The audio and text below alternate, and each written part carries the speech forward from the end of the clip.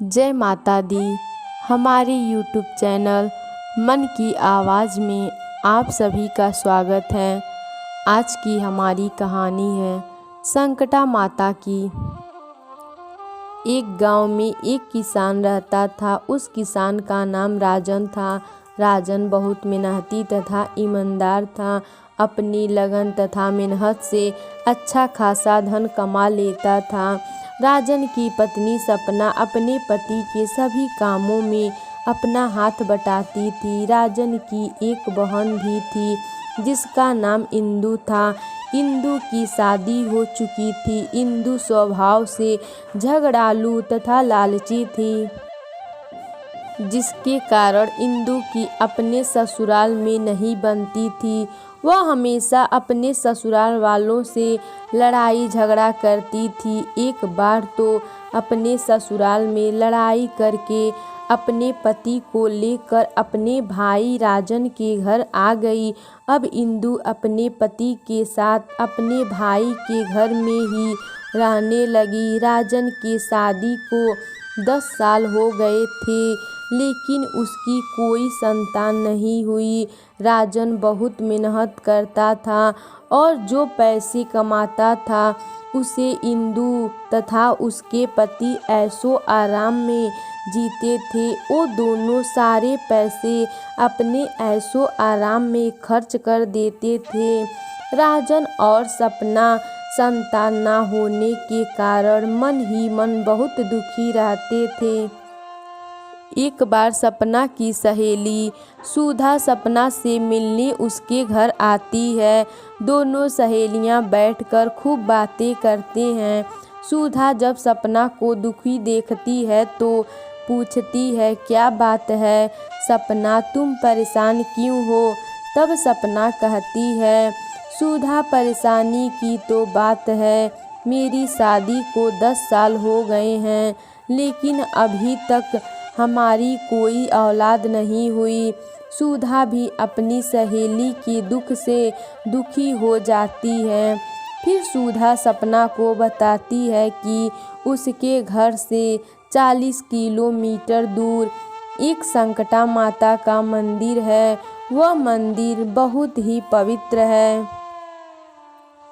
उस मंदिर में जो भी भक्त आता है उसकी माता संकटा सभी मनोकामनाएं पूरी करती हैं।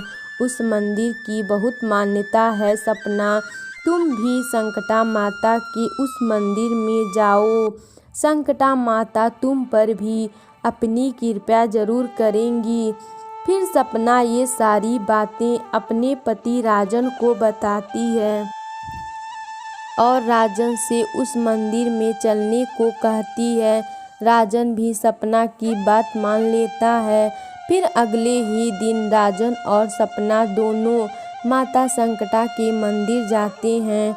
मंदिर जाकर दोनों माता संकटा से संतान प्राप्ति का वरदान मांगते हैं और फिर पूजा पाठ करके अपने घर लौट आते हैं।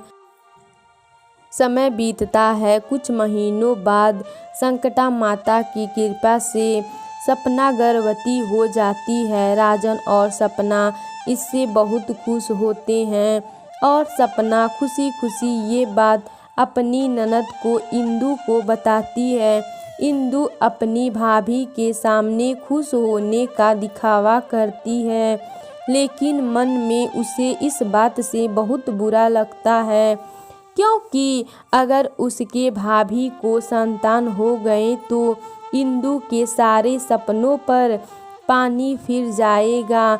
क्योंकि इंदु सोचती थी कि अगर भाभी की कोई औलाद नहीं हुई तो उसकी सारी जायदाद, रुपए, पैसे सब उसके बच्चों के हो जाएंगे। लेकिन सपना के गर्भवती होने से इंदु के सपनों पर पानी फिर गया।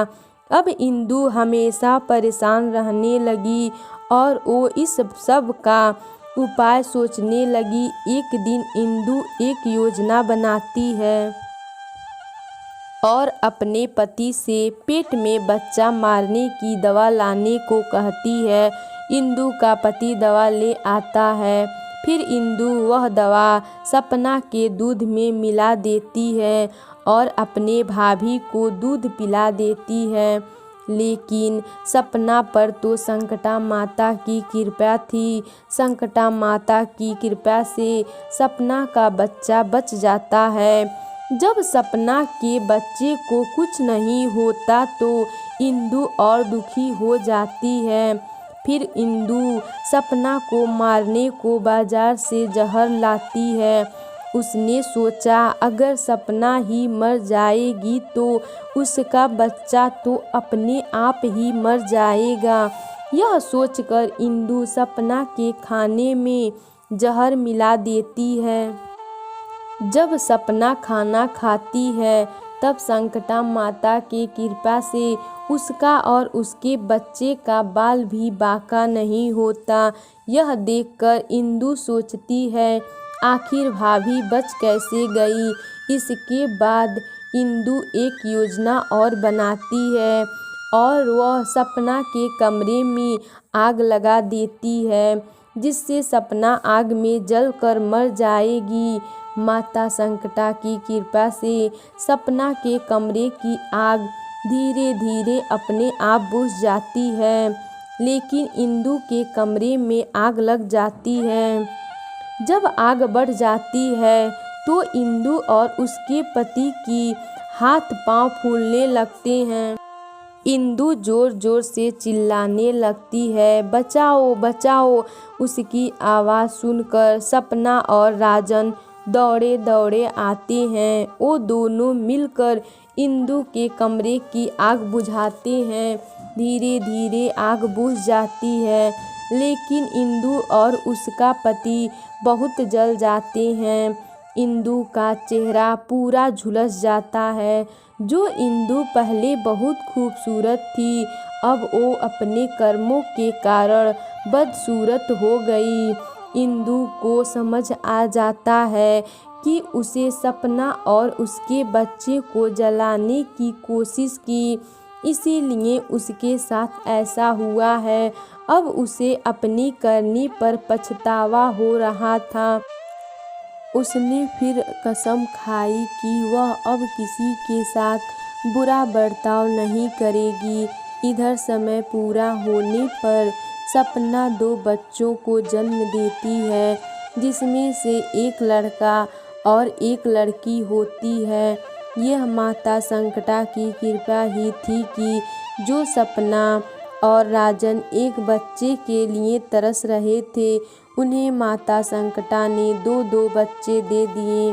फिर सपना और राजन सुखी पूर्वक अपने बच्चों के साथ रहने लगे। अब उनका विश्वास संकटा माता पर और बढ़ गया और वो दोनों मिलकर माता संकटा की पूजा व्रत कहानी सुनने लगे। बोलिए संकटा माता की जय। अगर हमारी कहानी आपको पसंद आए तो प्लीज़ हमारे वीडियो को शेयर कीजिए और हमारे चैनल पर नए हैं तो हमारे चैनल को सब्सक्राइब कीजिए। धन्यवाद।